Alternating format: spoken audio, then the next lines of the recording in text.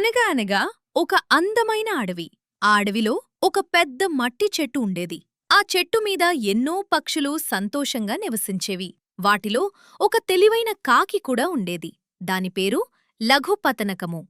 అది ఎప్పుడూ చుట్టూ జరుగుతున్న వాటిని జాగ్రత్తగా గమనించేది.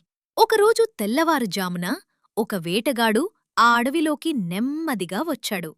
అతను నేలపై నూకలు చల్లి వాటిమీద ఒక వల పన్ని కొంత దూరంలో దాక్కుని కాచుకుని ఉన్నాడు. కొద్దిసేపటికి కొన్ని పావురాలు ఆకాశంలో ఎగురుతూ వచ్చాయి. అవి నేలపై ఉన్న నూకలను చూసి చాలా ఆశపడ్డాయి. వెంటనే క్రిందకి దిగిపోవాలని అనుకున్నాయి. కాని వాటి రాజు చిత్రగ్రీవుడు ఒక్కసారిగా వాటిని ఆపాడు. ఆగండి అని గంభీరంగా అన్నాడు. ఇంత లోతైన అడవిలో మనుషులు లేని చోట ఈ నూకలు ఎలా వచ్చాయి? ఇందులో తప్పకుండా ఏదో మోసముంది. కాబట్టి మనం తొందరపడి ఈ నూకలకు ఆశపడకూడదు. రాజు మాటలు విని పావురాలు కొంచెం ఆశ్చర్యపోయాయి. కాని అతని తెలివిని గుర్తించి ఆలోచించసాగాయి. కాని కొన్ని పావురాలు రాజు మాటలను పట్టించుకోలేదు. ఇంత మంచి ఆహారం కనిపిస్తే వదిలేయాలా అని అనుకుని తొందరపడి క్రిందకి దిగిపోయాయి. వాటిని చూసి మిగతా పావురాలు కూడా చివరికి క్రిందకి దిగాయి. అన్నీ కలిసి నూకలు తినడం ప్రారంభించాయి. కాని ఒక్కసారిగా వల పైకి లేచింది. అన్ని పావురాలు వలలో చిక్కుకుపోయాయి. అయ్యో అని అన్నీ భయురాలి ఎంతో అరిచాయి. వేటగాడు దూరం నుంచి ఇది చూసి ఆనందంగా వాటివైపు పరుగెత్తాడు.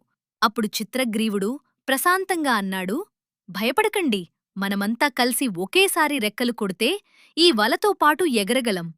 అన్నీ పావురాలు అతని మాట విని ఒకేసారి శక్తివంతంగా రెక్కలు కొట్టాయి. ఆశ్చర్యంగా వలతో పాటు ఆకాశంలోకి ఎగిరిపోయాయి. వేటగాడు ఇది చూసి షాకయ్యాడు.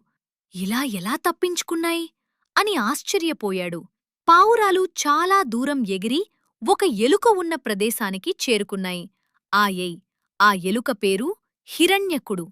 చిత్రగ్రీవుడు తన స్నేహితుడైన ఎలుకను పిలిచాడు. స్నేహితుడా, మాకు సహాయం చేయి అని అన్నాడు. ఎలుక వెంటనే వచ్చి తన పదునైన పళ్లతో వలను కత్తిరించడం ప్రారంభించింది. కొద్దిసేపట్లోనే అన్ని పావురాలు విడుదలయ్యాయి. అన్నీ పావురాలు చాలా సంతోషపడ్డాయి.